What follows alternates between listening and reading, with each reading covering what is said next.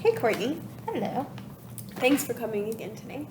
I know we had met last time just to talk about kind of your history and your medical and stuff like that, but today we actually get to get into why you came here, so I'm excited about that. Me too. Yeah, so tell me a little bit about what brought you in today. So I've just been having a lot of issues with my past, with my childhood from my parents. Okay. Now that I have a 2.5-year-old, it's bringing up a lot of that. They constantly argued. I remember locking myself in my room with the dogs because I would freak out and be scared, like what was going to happen, and like you could hear banging and stuff. Like I don't know whatever happened. You just always heard the yelling. So, and I worry sometimes that like I'm going to be like that too, and I don't want her to grow up that way. So it just really affects me. Yeah, and it's totally reasonable that it would. So I'm hearing you were afraid a lot as a kid, and you're really trying not to recreate that environment for your daughter. Absolutely. It's admirable. Yeah. So are there anything to those fears? So are you kind of creating any fearful environments for your daughter, or you safeguarded against those types of things? I feel like I try to safeguard as much as possible, but her dad and I definitely argue, and then I get concerned about that because then it's like, is she hearing it, and is it going to be the same thing? Like I don't want her to have that constant fear like I had with like the yelling and arguing, and just never. It was just never like safe. I never felt safe. Okay. And what does safeguarding mean to you? I know you said just trying to protect her. Like if I see like a situation arising, like where we're getting heated or gonna argue about something, like just either walking away or getting her out of the house and going somewhere or something, like just so the argument either doesn't happen or stops or whatever. Okay. Just so she's not around it. Yeah. That seems, is it working for you guys, you think? Yes and no. Okay. Yes and no. I mean, I feel like it is as far as like keeping her away from it, but like our issues aren't getting resolved. Yes. So, yeah. But it's kind of one of those things where that's all I've known is the arguing. So I don't necessarily know how to communicate very well with him without an argument. Yeah. Like it just escalates to that every time. Well, that makes perfect sense. We model the behavior we have always been shown. So it really is, I just want to say thank you for coming here. That's also a brave thing to try to change that, break that curse for your daughter, that generational cycle, you know? Yeah. So, you know, what I'm hearing is you are scared to repeat that, but at the core of it is this communication issue and maybe learning some more skills to be able to better communicate and then just avoid that whole arguing thing in the process. Right. Okay. Yeah. Fantastic. Well, let me write that down. Does that seem like a goal that you want to address in counseling? We can. Yeah, that would be great. So I'm just going to put skills for communicating better. Sounds good. Great. Okay, so tell me what sorts of things, like, walk me through an argument. So there was one last night. Okay. Where we were talking about different things and just about, you know, we're moving and everything and how to go about what's going on, you know, how to get the house ready, how to pack, how to get things where we're going and stuff like that. And one of his things was he just wanted everybody out of the house so he could have quiet and be able to just, you know, take care of things and stuff like that. My problem is I have all this anxiety, and even though like I've started the medication, I still have panic attacks every now and then. And if he wasn't going, it was just going to be me and my daughter in the car, and I was nervous about it because it would be the farthest that I would drive to go, you know, where we would be going tomorrow. So it just made me very anxious, and I was trying to tell him that, and all he heard was that I didn't want to go and that I didn't want to help him for what he needed, and that wasn't at all what I was saying. So it's tough because sometimes we both get heated and we just don't listen to the other one, and we just keep going over and over and over, and then it just spirals from there. So, and then it ends up with something like, well, maybe after we sell the house, we should just part ways and just end things. And that's what my parents always did and said. And so that's like a huge trigger for me. So finally, once everything calmed down last night, it was, I brought that up and I said, look, this is what my parents always did. This is the stuff that they always said. If that's how you feel, then you need to tell me that now. But if not, we can't keep doing, stop saying this all the time. I can't handle that. So. And how was that received by him? Pretty good. He apologized and he said, I got out of hand. I'm stressed out too. And it's like when we both have really high stress levels, that's when it just escalates. Right. So. That makes sense. Yeah. So when you're talking to him, give me just an example of a sentence you might say. He's like, oh, well, I really need to get stuff done on the house. Mm-hmm. I would say something like, well, and this is what I said to him yesterday was, I'm just anxious about that. Maybe instead, I can just go around here. We'll go to different shops around the area today. So I'm not driving or tomorrow. So I'm not driving a huge distance, which is what I'm anxious about. Yeah. And then it just wasn't no. that way. Mm-hmm. Okay. Well, it seems like I was going to say to use I statements. Those are always better received, but it sounds like you're doing that. Sometimes I can be bad with that sometimes too, where Okay. I try to put the blame back on him and Okay. do the whole you thing. Mm-hmm. And I know I do that sometimes. I try not to, but Yeah. I'm not always the best. No, yeah. And in the heat of the moment, yeah, it's easy to point blame and just yeah. Well, that is very true. With practice makes perfect. I know that's always said, but it really is with things like this, because when we are in high stress situation, our body just reverts to what it always knows, that those habit type things.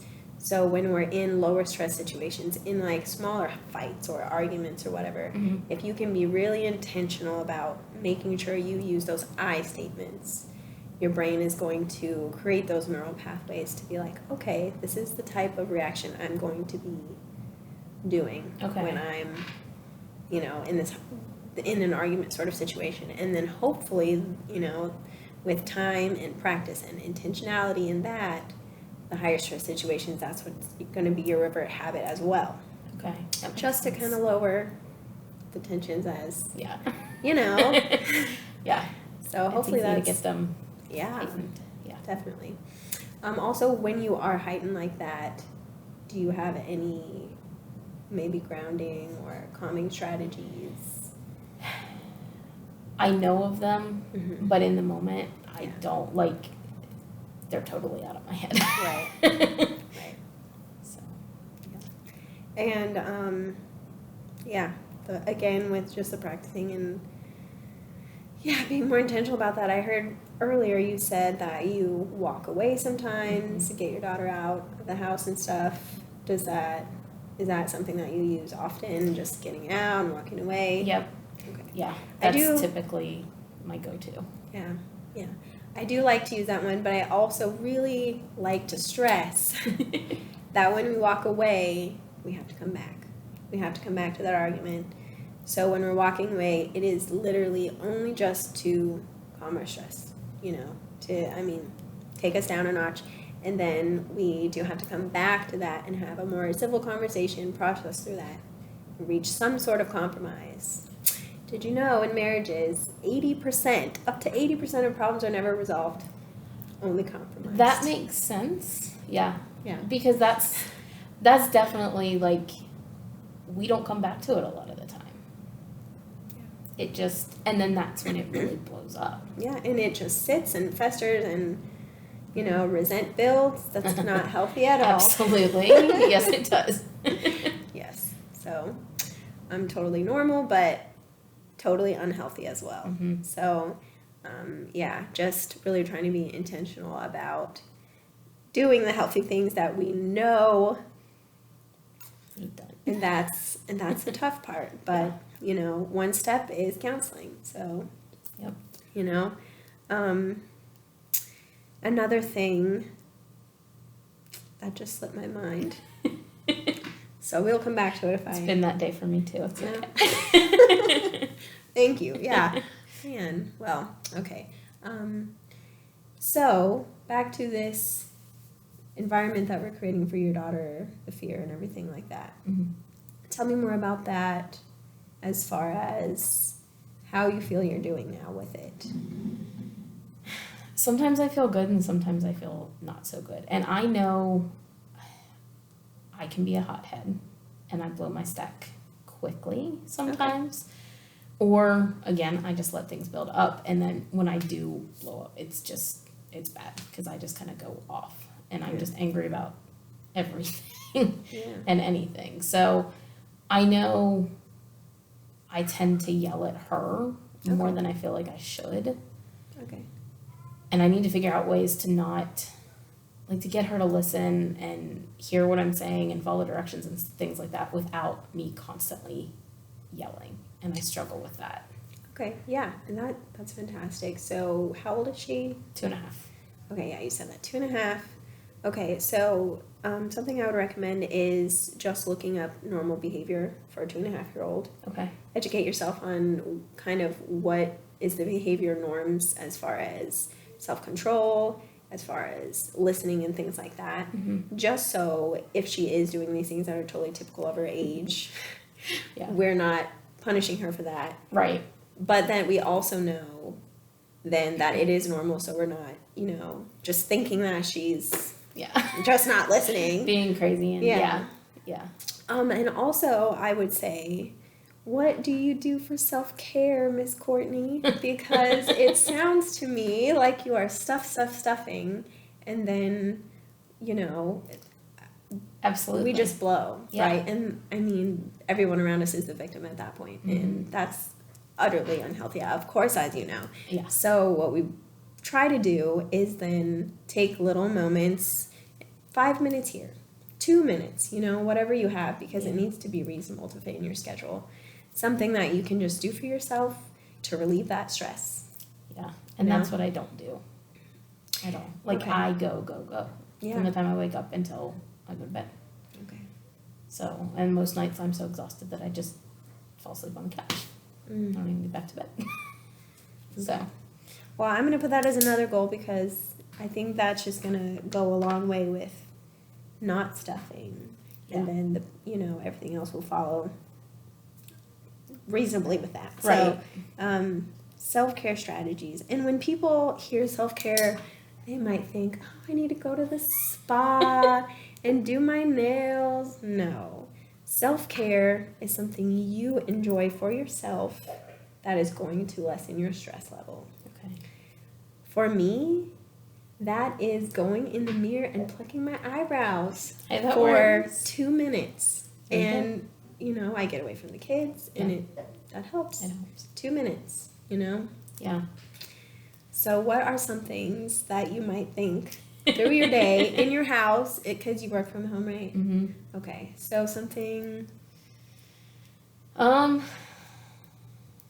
think just like even just sitting down and like taking a minute just to like play a game on my phone. Like I like games on my phone, just, you know, stupid stuff like that. Or you know, just taking 2 minutes to myself in the bathroom with the door shut. No kids, no dogs, no nothing. Just yes. you know, whether it be washing my face or brushing my teeth, just something that's not. Yeah. And a lot of the times when we do get those moments, we just pass them by because they happen so quickly. So this week, when you go home, before I see you, I really want you to focus on when I am in the bathroom doing those things, think about it. Okay. You know, mindfulness. Yeah. So go outside of your body, look at yourself, and just say, take some deep breaths and say, okay, this is my time for me. Let me just decompress a little bit. Yeah. Think about it and appreciate those 2 minutes. And those 2 minutes will go a lot farther than if we just pass them by. Just do it. And, yeah. So, Makes sense. yeah. working those little things into your schedule, Yeah. even though it's tough, is totally necessary Yeah. for sanity. Yes. Yeah. Yes. Sanity is a good thing. I don't have much of that right now. Reasonably so. You said you're moving, right? Yep. Wow. So a lot of big changes. A lot of big changes. Yeah. And there's a lot of changes at work too. So Wow. a lot going on all at once. And you know, that's when people seek counseling the most, is during big transition times. So I'm really glad that you came. Yeah, me too. Lessen the stress. Great. So, so we established the communication, working on that sort of thing, the self-care. Okay. And I think that will really inadvertently target some of that fear that you were talking about. Yeah. Do you think? Just to decompress a little bit Yeah. somehow. Like, even if I would just sit, like, actually go to bed instead of falling asleep on the couch when I'm tired, and like sitting and reading a book for a couple minutes or something. Like, I think that would help just to kind of, you know, go off in fantasy Harry Potter world or something. Just to not be right there at that moment. Have a place to kind of just let your mind wander. Yeah. Yeah, so okay, I'm gonna give you a little bit of homework. Okay. Okay. One more thing now. I'm kidding. Yes. Go to your bed at night. Right? Yeah. I know it, you know, sometimes, I mean, when you pass out on the couch, even if you wake up after you pass out on the couch, just walk on back and Yeah. you think you'll sleep better in your bed than on the couch? Oh, yeah. Okay. Yeah, No brainer then. definitely. Okay. Yeah. Great. Unless he's snoring, Oh. and then nobody sleeps. Well, yeah, that's true. You know, I just can't sleep with snoring. Mm-mm. So, No. I feel for you. And if it's not him, it's the dogs. And how many dogs do you have? 3. 3 dogs. Mhm. Wow.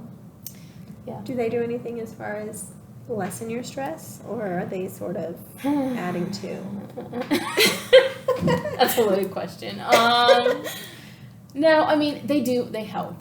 2 of them are having issues with getting along, so kind of dealing with that right now. But I think part of it might be a medical issue with our older one, so I scheduled him a vet appointment to get checked out. So Great. yeah, Wow. so that's kind of the only stressful thing is just I just want them to get along. Yeah. But Okay. other than that, they're good. Yeah. And you said work was kind of. Work has been extremely crazy, like 12, 13, 14-hour days this week Wow. for a huge project. So Wow. yeah, And is there an end in sight for that? for the most part. Okay. Today pretty much was the end of all of it. Okay. There's some more records that are coming in that we're gonna have to kind of spot check, but the big bulk of it is done. There were over 4,900 records that I had to do on my own in 2.5 days. Wow. So yeah, my stress is absolutely. I think that's part of the reason the blow up happened last night, because just stress across the board with everything. So, and I haven't been able to work on anything for the move on top of it because I've been working all the time. Of course. And then my little one was sick. Oh my goodness. So So what a week. it's been a week. And isn't it unfair that during those weeks is when you really need those little 2 minutes here and there, and they don't happen. they're just No. not there. No. So Mm-mm. yeah, when you do get a chance to breathe, hopefully this weekend, Yes. yeah, really do something maybe more than just a few minutes for yourself, and Yeah. see if you can really put a dent in what you have stuffed this week. and Yes. Yeah. I think we're gonna do some fun tomorrow. So will. Great. Yeah. Well, that sounds awesome. So, I gave you just a little bit of homework, general mindfulness, and then going to bed. Yep. And then we got some great skills. So I'll be looking up some better communication strategies and self-care tips.